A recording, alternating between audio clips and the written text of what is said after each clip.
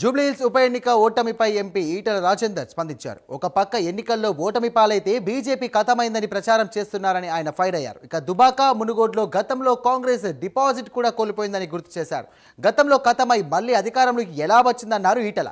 ప్రజల నమ్మకంతో బీహార్లో బీజేపీ భారీ మెజారిటీతో గెలిచిందని అన్నారు. ఇక బీజేపీ గెలిస్తే ఓట్ చోరీ అంటున్నారు. మరి కాంగ్రెస్ కూడా ఇప్పుడు దొంగ ఓట్లతోనే జూబ్లీహిల్స్లో గెలిచిందా అని ఆయన నిలదీశారు.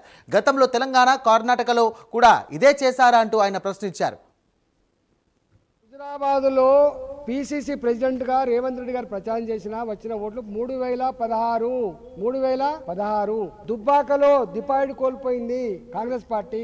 మునుగోడులో కాంగ్రెస్ పార్టీ డిపాయిడ్ కోల్పోయింది. మరి డిపాయిడ్ కోల్పోయి ఖతమైపోయిందని కాంగ్రెస్ పార్టీ ఎట్లా 2023లో అధికారంకి వచ్చింది?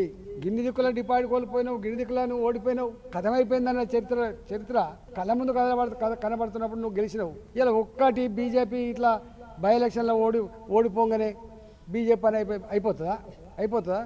రాజకీయ పరిజ్ఞానం ఉన్న వాళ్లకు, అవగాహన ఉన్న వాళ్లకు, చరిత్ర తెలిసిన వాళ్లకు ఇట్లాంటిదానికి ఉండదు. కాబట్టి ఇలా మా కార్యకర్తలు కానీ మా వాళ్ళు కానీ ఈ సోషల్ మీడియాలో పెట్టేటువంటి ఇవన్నీ ఉంటాయి, మీరు గమనించమని చెప్పి కోరుతున్నాను.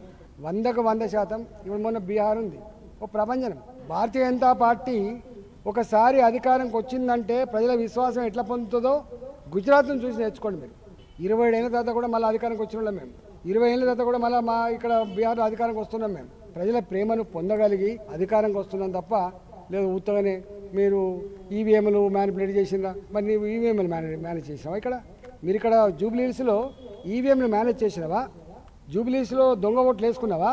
దొంగ ఓట్లు నమోదు చేసుకున్నావా? కర్ణాటకలో మరి మీరే గెలిచిండ్రు, తెలంగాణలో మీరు గెలిచిండ్రు. ఎవరు ఈవీఎం పనిచేయలేదా?